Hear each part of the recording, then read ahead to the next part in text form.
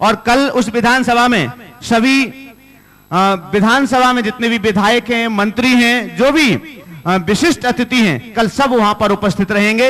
आइए हम शंका समाधान के इस सत्र को प्रारंभ करें। उसके पूर्व देश और दुनिया से इस कार्यक्रम को देखने वाले तमाम दर्शक टीवी स्क्रीन के सामने हैं और प्रतिदिन की भांति आज भी उन्हें इंतजार है कि महाराज श्री का मंगलाशीष मुझे प्राप्त हो और उसके बाद हम शंका समाधान के इस सत्र को देखें। तो आइए अपने दोनों हाथों को जोड़ें, 3 बार महाराज श्री का मंगलाशीष लेंगे ताकि आपके निमित्त से उन सभी दर्शकों तक भी महाराज श्री का मंगलाशीष पहुंच सके। हे महाराज श्री, नमोस्तु नमोस्तु नमोस्तु। और आज के प्रथम प्रश्न के लिए हम यहां पर आमंत्रित कर रहे हैं जो आज गुणायतन की ट्रस्टी बनी हुई हैं, बहुत सम्मान के साथ में श्रीमती नीति कलरैया, नवी मुंबई। नमोस्तु महाराज जी, मुझे इतनी खुशी हो रही है कि आज मेरा कुछ धन जो है वो गुणायतन जैसे तीर्थ में काम आ रहा है। बहुत अंदर से मुझे बहुत खुशी हो रही है, तो मैं अपने शब्दों से बयान नहीं कर पा रही हूँ। मन तो था, भाव भी था। महाराज जी, आज आपके जो प्रवचन थे सुबह आदर्श नारी के ऊपर, तो वो इतने अच्छे थे, उससे लगता है कि सुन के कई लोगों ने प्रेरणा भी ली होगी और आगे लेने की कोशिश भी करी होगी। पर महाराज जी, एक थोड़ा सा शंका है कि घर में जो हमारे सहयोग करने वाले जो रहते हैं, जैसे हमारे काम करने वाले हैं और जो बर्तन साफ सफाई करने वाले जो हैं, तो उनके प्रति हमारा कैसा सद्भाव रहना चाहिए, उनके प्रति हमारे कैसे नज़रिया रहना चाहिए और हमें और उसमें क्या सुधार होना चाहिए, इसके बारे में थोड़ा आप विस्तार से बताइए। बहुत अच्छा सवाल आपने किया। घर परिवार में अनेक लोगों की आवश्यकता होती है और उनके सहयोग और सद्भाव से ही घर चलता है। काम करने वाले घर के एक बहुत बड़े अंग हैं। मेरी राय में काम करने वाले को काम वाली बाई के रूप में नहीं देखना चाहिए, बल्कि ये सोचना चाहिए हमारे काम की बाई है, ये काम के आदमी, ये सोचना चाहिए। उनके प्रति बड़ा सहानुभूतिपरक आत्मीय व्यवहार होना चाहिए। मेरी राय में उन्हें अपने परिवार का एक अंग बनाना चाहिए, क्योंकि जितनी उन्हें आपकी ज़रूरत है उससे ज़्यादा आपको उनकी ज़रूरत है। उनके सहयोग के बिना आप अपना काम नहीं कर सकते। एक बहन जी मेरे संपर्क में हैं, उन्होंने बताया कि मेरे घर में जितने भी स्टाफ है उनका सारा भोजन वैसा होता है जैसा मेरा होता है। हमारा फ्रिज 24 घंटे उनके लिए खुला रहता है, कोई रोक टोक नहीं। जब वो बता रही थी तो किसी दूसरी महिला ने उसी समय बोला ऐसा क्यों करती, तो उन्होंने जो जवाब दिया वो बहुत अच्छा दिया, मुझे बहुत अच्छा लगा। और अगर ऐसी सोच सबकी हो जाए तो समाज में एक बहुत बड़ा गुणात्मक परिवर्तन घटित हो सकता है। उन्होंने कहा अरे वो भी हमारी तरह इंसान है और हमारे घर का सारा काम करते हैं, यदि वो काम न कर पाए तो करे, तो हम धर्म ध्यान नहीं कर सकते। जो हमारे धर्म ध्यान में सहयोगी बनता है उनके लिए अगर हम अच्छा व्यवहार नहीं करेंगे तो किसके लिए करेंगे। तो ये व्यवहार होना चाहिए। उनके प्रति आप रूड न हों, उनके प्रति आत्मीयतापूर्ण व्यवहार रखें, सहानुभूति परक दृष्टि रखें, उनके सुख दुख में साथ दें। और काम वाले भी आपके व्यवहार से प्रभावित होंगे तो निश्चित रूप से आपके परिवार के अंग बन जाएंगे। फिर आप कहीं भी जाएंगे निश्चिंतता से रह पाएंगे। नमस्ते महाराज। एनएल जैन साहब गुणायतन के ट्रस्टी हैं और गुणायतन के उपाध्यक्ष। परम श्रद्धेय गुरुवर, नमोस्तु। महाराज श्री, आज की नई पीढ़ी के बच्चों से अगर हम बात करें कि उनको राष्ट्रीयता, नैतिकता, परिवार, मूल्य आदि शब्दों से अगर उनका जनाब करना चाहें, या उनको हम संस्कार, परंपरा या उनके मूल्यों की बात करें, तो महाराज जी वो वापस जो है जवाब देते हैं, वो उनको ये नहीं समझ में आता कि हमें क्या करना चाहिए और कैसे करना चाहिए। महाराज जी, मेरा क्वेश्चन अब ये है कि इन बच्चों को जो थोड़े बिगड़े हुए होंगे या थोड़े कम परिवार की तरफ उनका मोह होता है, तो उनको हम कैसे उनको जो है ना जोड़ें कि वो परिवार की तरफ से जो है ना जुड़ जाएं, कि उनका मनोबल भी बढ़े और परिवार वाले भी उनसे खुश रहें। महाराज जी, यद्यपि ये इस तरह का प्रश्न कई प्रसंगों में पहले आ चुका है, आपके शंका समाधान में भी या प्रवचन में भी, फिर भी महाराज जी क्लैरिटी के बारे में फिर मैं दोबारा पूछ रहा हूँ। यह प्रश्न ऐसा प्रश्न है कि हर हफ्ता उठे तो भी कम है, क्योंकि एक बार के प्रश्न के उत्तर से इसका समाधान नहीं मिलना। इसका समाधान तो तब मिलेगा जब समाज में परिवर्तन घटित होगा। इसलिए ऐसे प्रश्न समय समय पर उठते रहना चाहिए। मैं एक बात कहना चाहूँगा कि अगर हमारा फाउंडेशन कमज़ोर होगा तो बिल्डिंग कभी खड़ी नहीं हो सकती। हम बच्चों में मूल्यों, सिद्धांतों, परंपराओं और संस्कारों की बात करते हैं, राष्ट्रीयता और नैतिकता का पाठ पढ़ाते हैं। कब? जब वो वयस्क हो जाते हैं तब तक वे दुनिया की और सारी बातों का पाठ पढ़ चुके होते हैं। उनके दिल दिमाग में वे सारी बातें जब भर जाती है तो ये नई बातें उनके लिए बड़ी अटपटी लगती है, उनकी अपनी एक अलग दुनिया हो जाती है। और ये हमारी एक भूल भरी दृष्टि है और एक भूल भरा स्टेप है। तो हमें करना क्या चाहिए? प्रारंभ से ही बच्चों में ऐसे संस्कार डालना चाहिए और जिन मूल्यों की हम बात चाहते हैं या जिन मूल्यों की उनके जीवन में हम अपेक्षा रखते हैं उन्हें भर देना चाहिए। साथ में घर परिवार का वातावरण भी ऐसा बनाना चाहिए ताकि बच्चे आपके वातावरण को देखकर प्रभावित हो और उनका अनुकरण करें। यदि ऐसा आप करते हैं तो बड़े होने पर बच्चों को ज़्यादा कुछ कहने की ज़रूरत नहीं पड़ेगी, और ऐसा नहीं करते तो आप कितना भी कहें कुछ फर्क नहीं पड़ेगा। नमस्ते महाराज श्री। हाँ बंधु, हम आगे आपके लिए शंका समाधान के सत्र में आमंत्रित करें। उसके पूर्व कुछ ऑनलाइन प्रश्नों को हम आपके बीच रखने जा रहे हैं, क्योंकि कल ऑनलाइन प्रश्न नहीं हो पाए थे और उन सब के लिए भी बहुत बेसब्री से इंतजार रहता है कि मेरा क्रम कब आएगा। महाराज श्री लता जी गंगवाल गया से हैं और आपके श्री चरणों में नमोस्तु करते हुए पूछ रही हैं, महाराज श्री, हम लोग राग द्वेष से भरे हुए हैं, विषय कसायों में लिप्त होकर जल रहे हैं, आश्रम में बुरी तरह फंस चुके हैं, इसलिए दुख उठाते जा रहे हैं। भोगों का विमोचन किस प्रकार करना चाहिए? ऐसा कौन सा त्याग करें कि अपने आप में हम मजबूत बन सकें? कृपया समाधान करें। देखिए, निश्चित जब तक हमारे अंदर राग द्वेष आदि की रूप परिणति होगी तो कर्म का बंधन तो होगा ही। बंधन से बचने के लिए भोगों से विरक्ति चाहिए और भोगों की विरक्ति हमें राग द्वेष से मुक्त करती है। आपने पूछा है कि कैसे विरक्ति हम पाएं जिससे हमारे ये सारे बंधन टूट जाएं और हम अपने जीवन को शांति और प्रसन्नता से जी सकें। वस्तुतः विरक्ति के लिए त्याग की जरूरत नहीं है। त्यागने से विरक्ति नहीं होती, जागने से विरक्ति होती है। अपने आप को भीतर से जगाओ, पल में सब विरक्ति हो जाएगी और फिर उस तरफ कोई आकर्षण ही नहीं होगा। प्रायः ऊपर का त्याग बहुत सरल होता है। हमने भोजन त्याग दिया, हमने व्रत ले लिया, हमने उपवास कर लिया, ये त्याग है।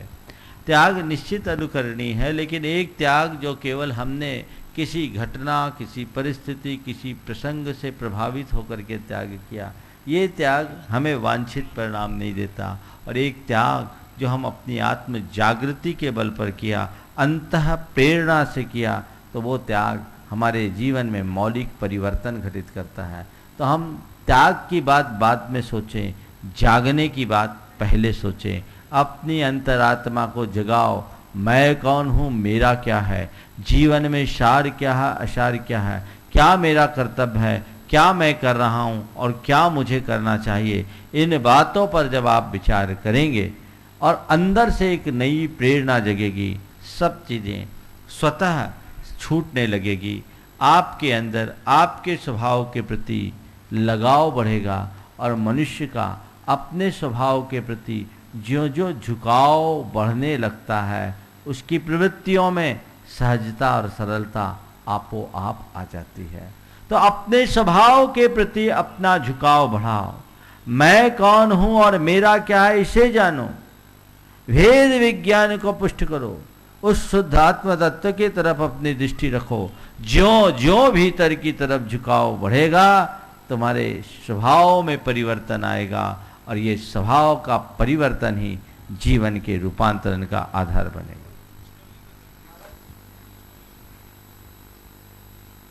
महाराज श्री अनीता जैन कुंभराज से पूछ रही हैं, महाराज श्री के चरणों में नमन। मेरा प्रश्न यह है कि मेरी मम्मी जी गुरु पूर्णिमा दिवस पर सुबह 6:30 बजे मंदिर जी गई थी। वहां भगवान जी के दर्शन उपरांत आचार्य श्री विद्यासागर जी की वेदी के समक्ष अर्घ चढ़ाकर उन्होंने अपने प्राण त्याग दिए। महाराज जी, यह क्या उन्हें कोई पुण्य कर्म का उदय था और हमारा कौन सा पाप कर्म का उदय था? हमसे बिना कुछ कहे और सेवा कराए बिना हमें छोड़कर चली गई। देखिए, जीवन मरण संयोग वियोग हमारे हाथ में नहीं है और कब किसकी आयु का अंत हो जाए कहा नहीं जाता। तो आपकी माँ की आयु का अंत वहीं होना था सो हो गया। हालांकि शास्त्र के अनुसार अनुकूल द्रव्य क्षेत्र काल भाव में अगर किसी का प्राण निकलता है तो सदगति का प्रतीक होता है। गुरु पूर्णिमा के दिन गुरु वंदना करते करते कोई प्राण छुड़ा तो वह बड़े भाग्यशाली हैं, वे अपने जीवन में गौरव को प्राप्त करेंगे और गुरुओं के द्वारा बताए मार्ग पर आगे बढ़ेंगे। रहा सवाल आपने जो पूछा, हमारे कौन से पाप कर्म का उदय था कि हम उनकी सेवा नहीं कर सके और वो चले गए। अरे आप क्या चाहते हो? आपका पुण्योदय आए और आप सेवा करो, और किसी की सेवा तब करोगे जब सामने वाले का पापोदय आए। क्या होगा? सामने वाले का पापोदय आएगा, उसको तकलीफ होगी, उसको वेदना होगी, तब तुम सेवा करोगे। ऐसी सेवा की भावना मन में कभी मत रखो। जीवन में सदैव एक उदात्त भाव रखो, हे भगवान किसी को सेवा की जरूरत ही ना पड़े, कभी किसी को सेवा करने की जरूरत ही ना पड़े, कोई मोहताज ही ना हो, ये ऊंची भावना रखो। और तुम अपनी माँ का भी पुण्योदय मानो और खुद का भी पुण्योदय मानो कि मैं एक ऐसी माँ से जनी हूँ जिसने धर्म ध्यान जिंदगी भर तक धर्म ध्यान किया, आखिरी सांस भी धर्म ध्यान से पूरी की। अब वो संस्कार हमारे अंदर आए ताकि हम जीवन के अंतिम क्षण तक धर्म ध्यान करते रहें।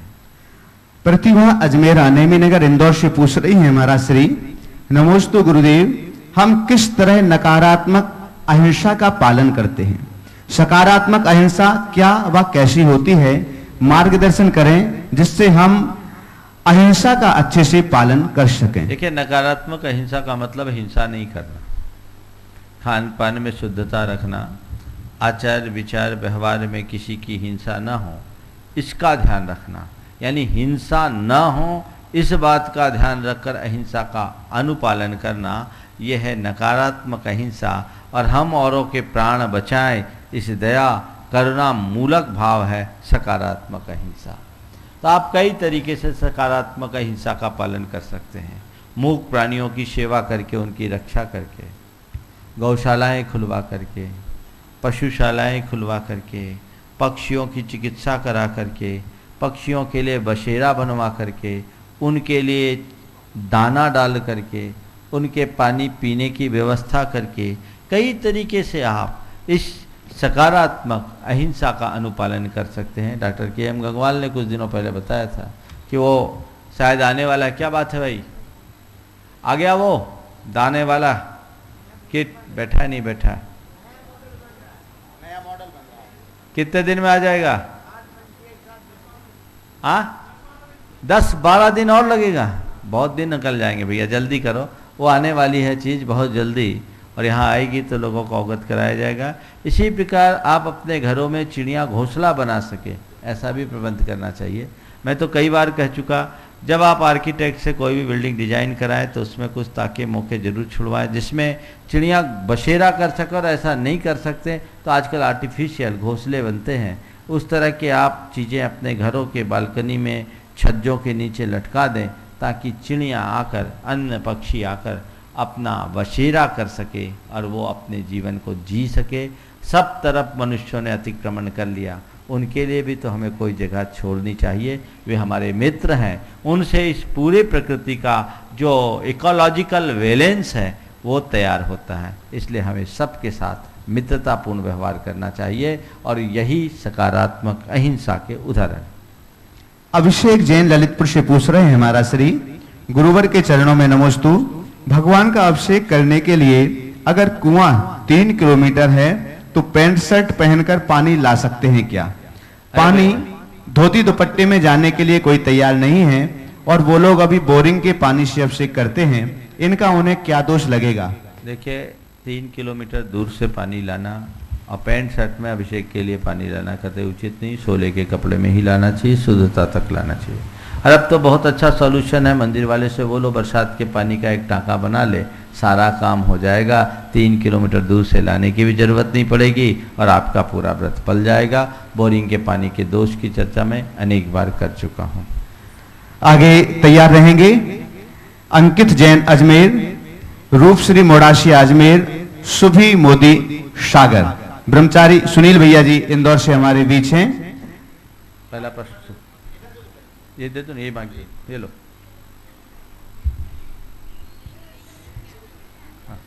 पूज्य गुरुवर के चरणों में त्रिवान नमोस्तु नमोस्तु नमोस्तु। गुरुवर, मेरी मन में ये शंका है कि समोषण की जब रचना होती है और जैसे भगवान महावीर स्वामी का समोषण लगा, उसमें जब तक गौतम गणधर उपस्थित नहीं हुए उनकी दिव्य ध्वनि नहीं गिरी। मैं ये पूछना चाहता हूँ कि मुख्य गणधर होते हैं तभी गिरती हैं या कोई भी गणधर हो भगवान की दिव्य ध्वनि गिरती है? एक दूसरे गुरुवर की मेरे मन में शंका थी कि जो दीक्षा होती हैं, चाहे वो आर्य दीक्षा हो चाहे मुनि दीक्षा हो, समोषण के अंदर वो दीक्षा कौन देता है? और पिछी कमंडल या महिला कोई दीक्षा लेती तो उनको साड़ी वगैरह सफेद, ये व्यवस्थाएं कहाँ से होती? गुरुवर, मेरी मन की शंका का समाधान करें। बहुत अच्छा सवाल आपने किया है, शायद इस तरफ किसी का ध्यान कभी न गया हो।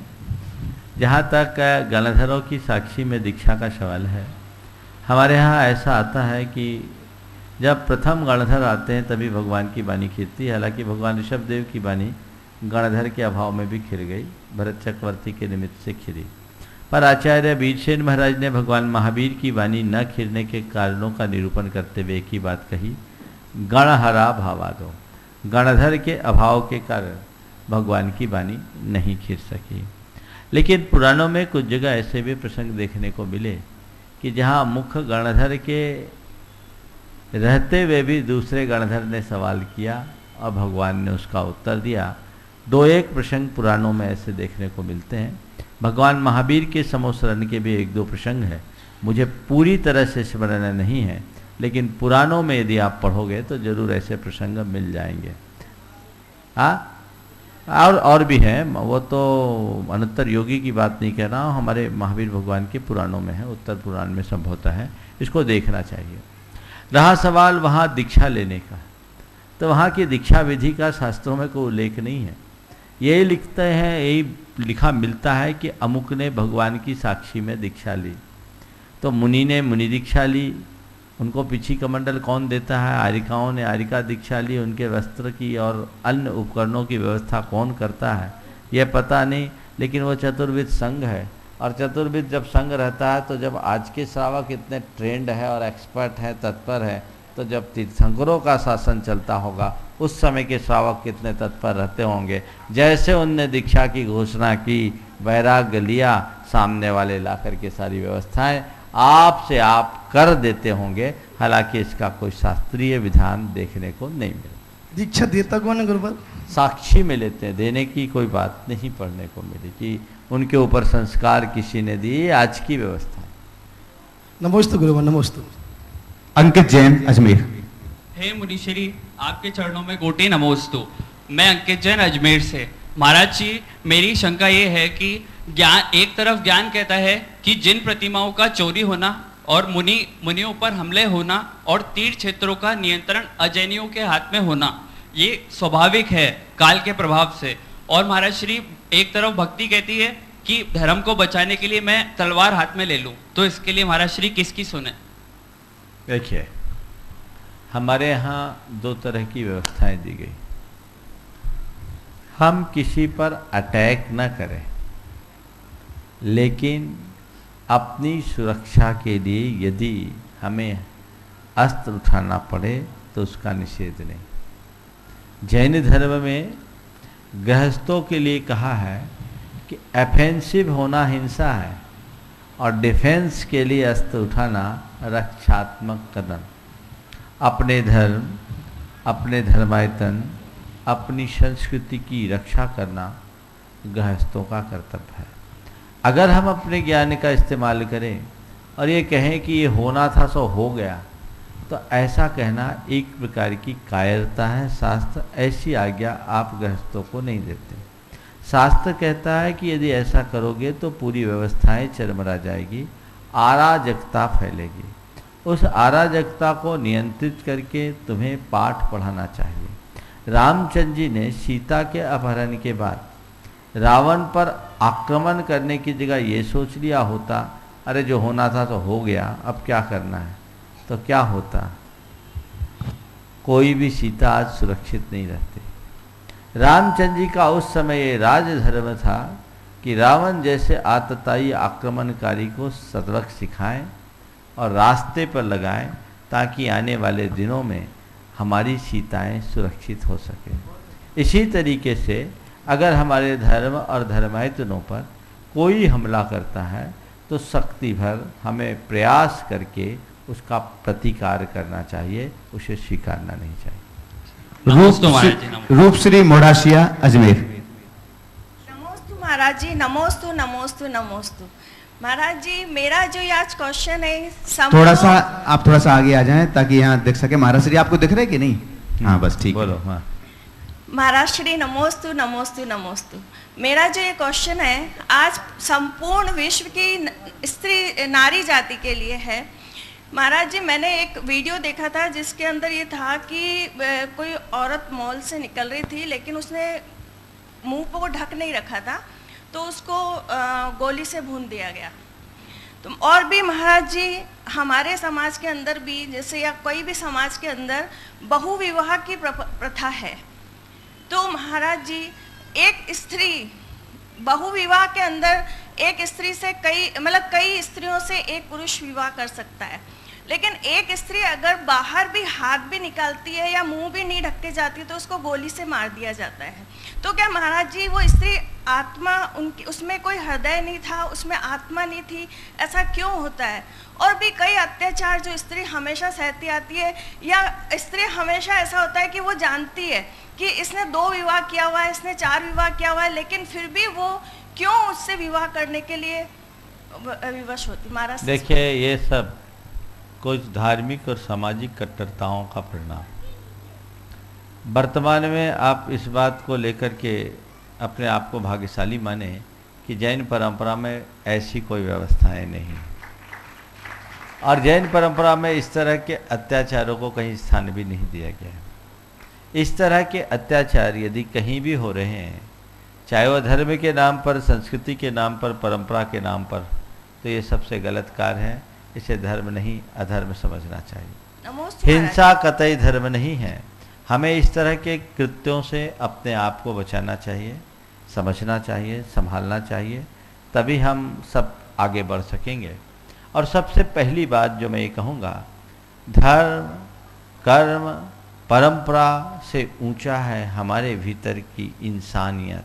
अगर मनुष्य के अंदर की इंसानियत ही खत्म हो जाए तो इन धर्म का कोई मतलब नहीं। इसलिए हमें उसकी कसौटी पर खरे उतरना चाहिए। नमोस्तु महाराज जी, नमोस्तु। आगे बोलो। सुभी मोदी सागर से हमारे बीच हैं, और बंधुओं कल ही अपनी पॉकेट मनी से सूत्रधार भी बन करके गुणायतन परिवार से जुड़ी हुई हैं। नमोस्तु महाराज श्री।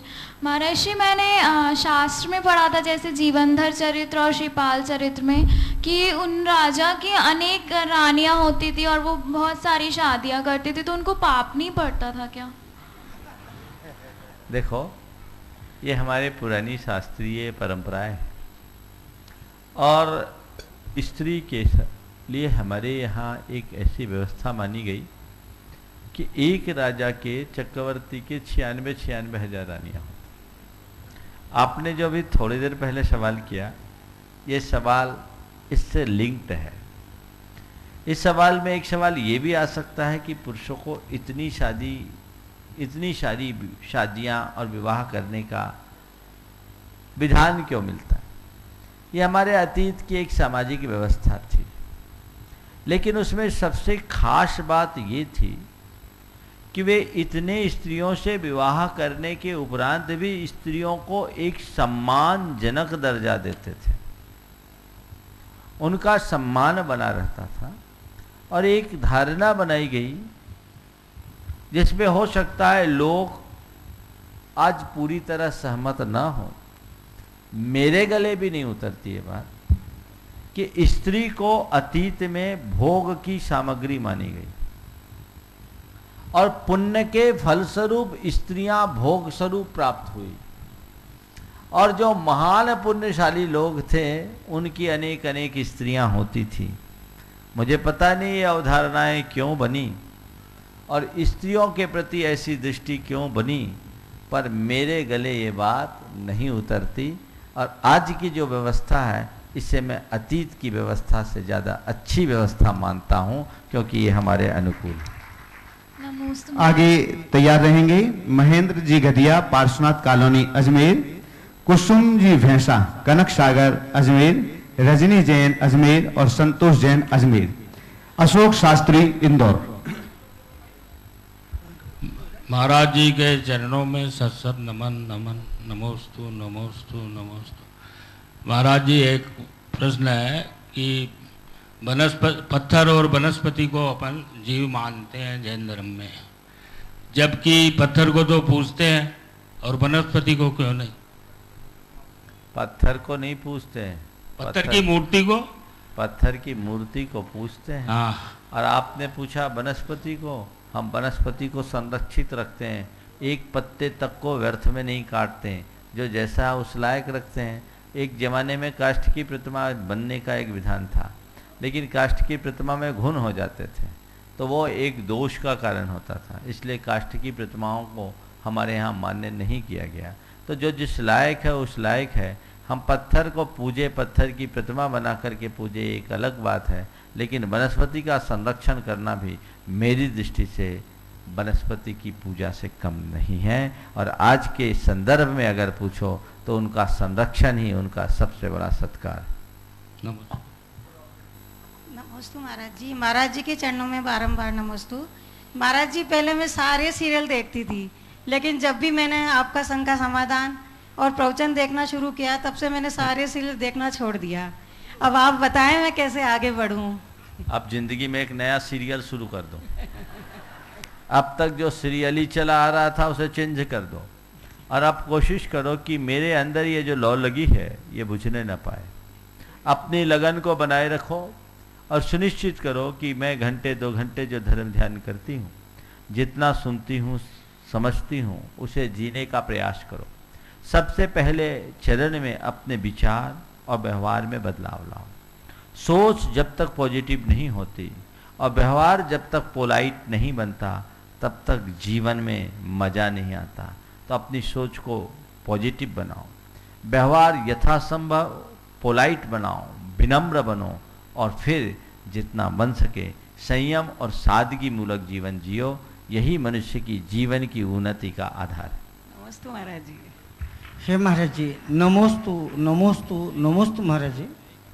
धार्मिक क्षेत्र में आगम एवं परंपराओं का समन्वय हम कैसे करें? देखिए, धार्मिक क्षेत्र में आगम और परंपराएं मेरे ख्याल से कहीं बाधक नहीं बनती। हमें आगम को महत्व देना चाहिए, परंपराओं को भी महत्व देना चाहिए। मैं सोचता हूँ शायद आप ये पूछना चाहते होंगे व्यवहारिक जीवन में आगम और परंपराओं को क्या महत्व दें। शायद आपका प्रश्न स्लिप हो गया, ऐसी बात तो नहीं है, क्योंकि धार्मिक क्षेत्र में आगम और परंपराएं कहीं बाधित नहीं होती, लेकिन कई जगह व्यवहारिक जीवन में जब हम आगम के संदर्भ को देखते हैं और परंपराओं को देखते हैं तो हमें कई व्यवहारिक कठिनाइयाँ आती है। उस समय हम ताल मेल कैसे बैठाए, शायद आप यही पूछना चाहते हैं, यही बात है। देखिए, मैं आपको ये कहना चाहूँगा, आप व्यवहारिक जीवन में चाहे जैसा जीवन जियो, हमारा आगम और हमारी परंपराएं हमें केवल एक सीमा रेखा बनाए रखने की बात करती है। आपने पेड़ को देखा, पेड़ की शाखा प्रशाखाएं खूब झूमती है, झुकती है, हवा आती है तो कभी कभी ऐसा लगता है जैसे धरती को चूम रही है, लेकिन उसका तना हमेशा तना रहता है ना। अगर शाखा प्रशाखाओं के साथ पेड़ का तना भी झुक जाए तो क्या होगा? पेड़ ही उखड़ जाएगा। इसलिए तना कभी झुकता नहीं, नाम ही है उसका तना, जो तना रहे सो तना। मैं आपसे केवल इतना कहना चाहता हूं, जीवन व्यवहार में चाहे तुम्हें जो करना हो सो करो, पर अपने व्रत और सम्यक्त के तने को तना रखो, जीवन में कभी कोई कठिनाई नहीं होगी। और जिन क्रियाओं में अपने व्रतों में और सम्यक्त में दोष लगता हो, चाहे वो कितनी भी व्यवहारिक हो, उसे कभी स्थान मत दो। हाँ जी, संतोष है। नमस्ते महाराज श्री, मैं अजमेर से रजनी जैन। मेरा प्रश्न यह है कि महाराज जी, आज मैंने है ना अष्टमी का जल और चावल प्रकार के आहार का त्याग करके उपवास किया, लेकिन मैं सेकेंड डे मंदिर नहीं जा पाती या देवदर्शन नहीं कर पाती, मेरा उपवास माना जाएगा या नहीं? जिस दिन उपवास किया उस दिन तो मंदिर गई ना, बहुत अच्छा उपवास माना जाएगा, लेकिन पारना अगर दर्शन करके करो तो और उत्तम। चलो पीछे दो। संतोष जैन आगे तैयार रहेंगे। प्रवीण जैन, आयुष जैन अजमेर से हैं, और अजय जी दनगशिया अजमेर से। माइक थोड़ा जल्दी भिजवाएं।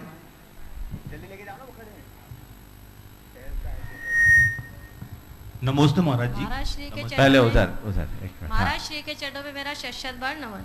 नमस्ते महाराज जी।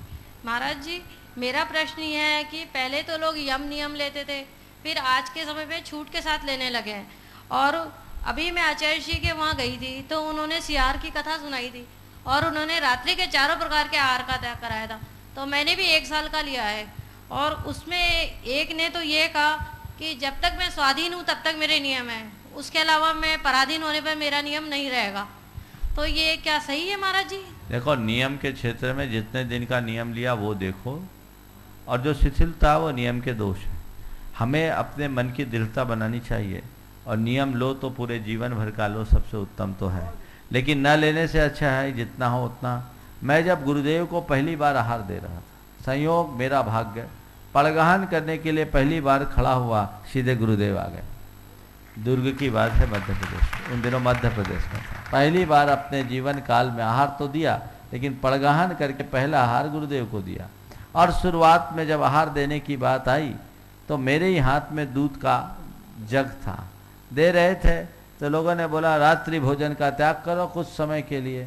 मुझे 1 सेकेंड लगा और मैंने एक ही बात कहा, खाना तो जीवन भर, छोड़ना तो जीवन भर। हमने छोड़ दिया और छूट गया, सब छूट गया। दमदार बेड़ा पार, जो बनियों की तरह सोचते हैं वो नाप तौल करके चलते हैं, ये तो ठाकुरों का रास्ता है। जो करना है सब कर लो और अपने जीवन को आगे बढ़ा लो। प्रवीण जैन अजमेर। नमस्ते महाराज जी। नमस्ते महाराज। मेरा एक प्रश्न है कि ऊर्जा बिना हिंसा के प्राप्त नहीं होती, और ऊर्जा का इस्तेमाल करने से भी हिंसा होती है। क्योंकि मैं पेशे से डॉक्टर भी हूँ और एक तरह से विज्ञान का खोजी भी हूँ। मेरे हमेशा से जिज्ञासा रही है कि क्या सूर्य ऊर्जा का या सोलर सेल या सूर्य ऊर्जा का हम अगर इस्तेमाल कर रहे हैं तो उसमें हिंसा होगी अथवा कम होगी या ना होगी? देखिए, बहुत अच्छा सवाल आपने किया है, और ये आज पूरे देश के लिए बहुत अच्छा मैसेज आपके इस सवाल के माध्यम से जाएगा, ऐसा मैं समझता हूँ। ऊर्जा को उत्पन्न करना निश्चित रूप से हिंसा है, क्योंकि आप कोई भी ऊर्जा को, चाहे एटॉमिक पावर की ऊर्जा हो, चाहे पावर प्लांट्स में जो ऊर्जा होती है वो ऊर्जा है, वे सारी ऊर्जा में हिंसा होती है। लेकिन सौर ऊर्जा में वहां हम ऊर्जा को जनरेट नहीं कर रहे हैं, ऊर्जा को स्टोर कर रहे हैं, है ना जी मैम। तो हम जब ऊर्जा को स्टोर कर रहे हैं तो वो तो स्वाभाविक रूप से प्रवाहित होने वाली ऊर्जा जिसे हमने एक जगह संग्रहित कर लिया, इसमें हिंसा क्यों होगी? ये तो इको फ्रेंडली, और हमें इसे बढ़ावा देना चाहिए। बल्कि धर्मस्थलों में हमें सौर ऊर्जा का ही इस्तेमाल करना चाहिए। अगर आपको भगवान के मंदिर में अभिषेक के लिए स्नान करना है तो सोलर ऊर्जा का अगर आपने इंतजाम कर लिया, और सोलर वो आजकल आता है हीटर, उससे आपने प्रयोग किया और वो शुद्ध जल, गर्म जल का आप प्रयोग करते हैं, तो जो आप कुएं से पानी निकाल करके छान करके गर्म करते हैं उससे बहुत अच्छा है, या गीजर आदि का इस्तेमाल करके करते हैं उनसे बहुत अच्छा है। इसी तरह बिजली आदि के प्रयोगों में अन्य माध्यमों से उत्पन्न बिजली और सौर ऊर्जा से प्रकट बिजली में मुझसे पूछो तो मैं सौर ऊर्जा से प्रकट बिजली को ज़्यादा श्रेष्ठ कहूँगा, अनुकरणीय कहूँगा, और इसका प्रचार प्रसार करना चाहिए। और ये प्रयास करना चाहिए कि हम ऊर्जा के इस प्राकृतिक स्रोत का सही उपयोग करें, क्योंकि ऊर्जा के बिना मनुष्य के जीवन का काम नहीं चलता। अपनी जीवन की सारी व्यवस्थाओं को बनाने के लिए इनका इस्तेमाल करना जरूरी है, तो उसको इसी ढंग से करें। आयुष जैन, नमस्ते। आयुष जैन अजमेर। नमोस्तु महाराज श्री। महाराज श्री, मेरा इंजीनियरिंग कॉलेज में एडमिशन हो चुका है और मैं वहाँ के हॉस्टल में जाऊँगा। महाराज श्री, मेरी इंट्रोवर्टेड टाइप की पर्सनैलिटी है और मैं उससे संकुचित महसूस करता हूँ, तो महाराज श्री इसके लिए मुझे क्या करना चाहिए, कृपया मार्गदर्शन दीजिए। सबसे पहले तो अपने कॉन्फिडेंस लेवल को मजबूत करना चाहिए, विल पावर को स्ट्रॉन्ग करना चाहिए, अपने लक्ष्य को सामने रख करके चलना चाहिए और जीवन में जो भी चैलेंजेज आए उसको एक्सेप्ट करना चाहिए और उसे अपनी कुशलता से उपलब्धियों में बदलने का प्रयास करना चाहिए। इन सब के बाद जो सबसे इम्पोर्टेंट है, अपने जीवन की जो सीमाएं हैं, लिमिट्स है, बाउंड्रीज है, उनका कभी उल्लंघन नहीं करना चाहिए। चाहे जो हो, मैं इसको क्रॉस नहीं करूंगा, सब खो दूंगा, लेकिन अपनी मर्यादाओं को नहीं तोड़ूंगा। अगर इस पर दृढ़ रहोगे तो तुम्हें कोई कठिनाई नहीं आएगी और तुम अपने लक्ष्य को पूरी तरह से प्राप्त कर लो। नमस्ते महाराज। आगे तैयार रहेंगे निकिता जैन अजमेर, अंजू जैन अजमेर, नेमीचंद पाटौदी अजमेर, ललित सालगिया भीलवाड़ा, अजय जी दनगशिया, महामंत्री धर्म प्रभावना समिति अजमेर। नमोस्तु महाराज जी, मैं निकिता जैन अजमेर से। महाराज जी, हमारे माता पिता हमारे लिए बहुत कुछ करते हैं, पूरी जिंदगी सपना सब कुछ दे देते हैं हमको, और उनसे जो हमको सबसे बड़ी पूंजी मिलती है वो होते हैं संस्कार। पर अक्सर ये होता है जैसे जैसे हम बड़े होते जाते हैं तो हम संस्कार भूलते जाते हैं। तो मेरा क्वेश्चन ये है महाराज जी कि हम उनके दिए हुए संस्कारों को अपनी लाइफ में किस तरीके से आगे लेके चले, हर सिचुएशन में कैसे उनकी हेल्प से। संस्कार के ऊपर संगति हमेशा हावी होती है। माँ बाप संस्कार देते हैं, संस्कार हमारे जीवन में जुड़ते भी हैं, लेकिन संगति का प्रभाव ऐसा होता है कि संस्कार हावी हो जाते हैं।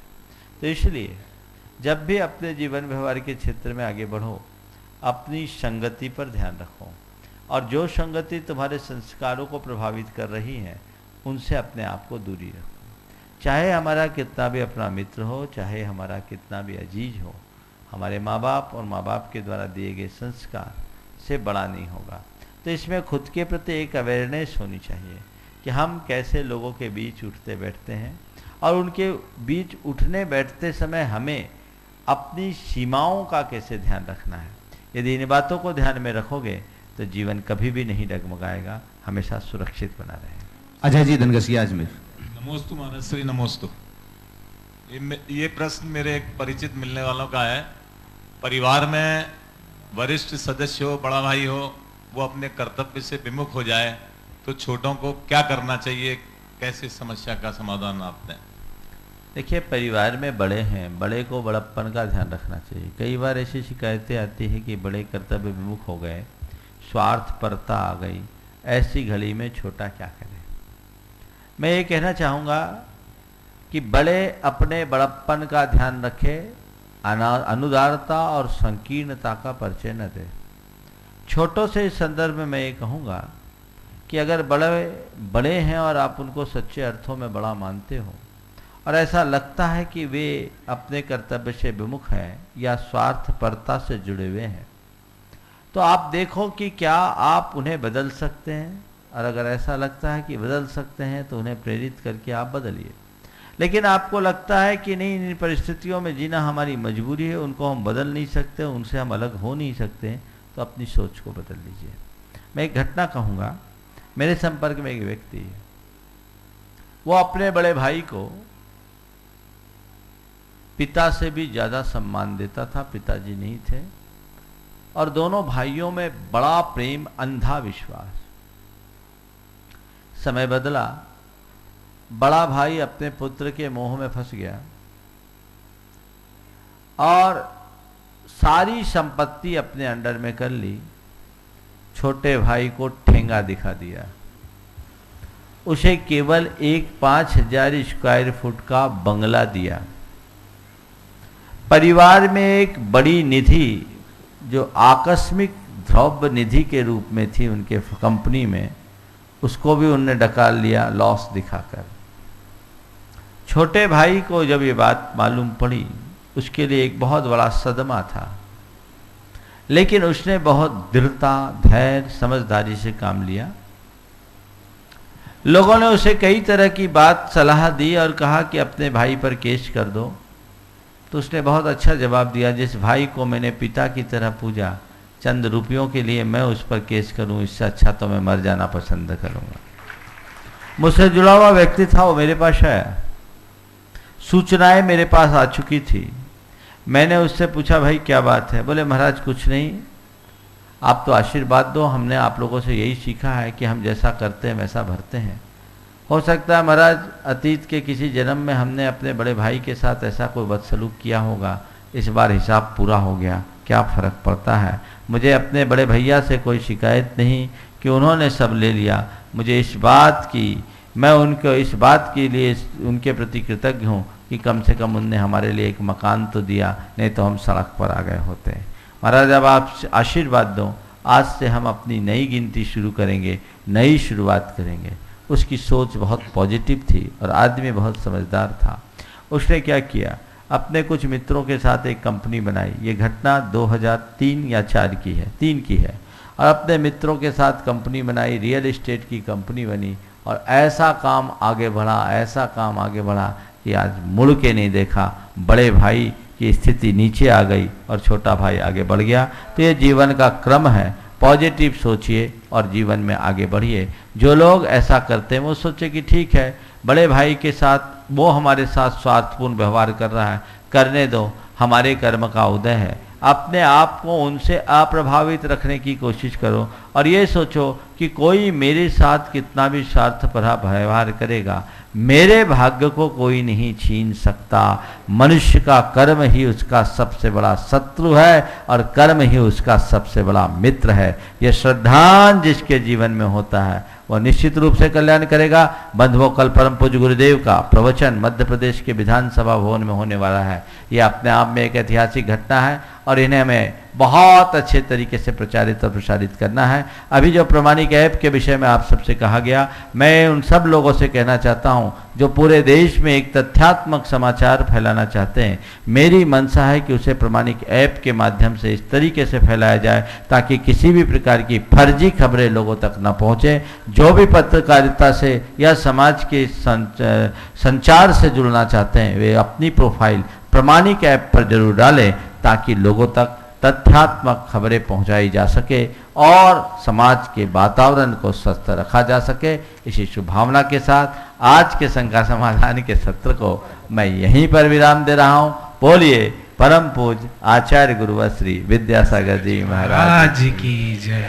पूज्य मुनि श्री प्रमाण सागर जी महाराज की, पूज्य मुनि श्री विराट सागर जी महाराज की।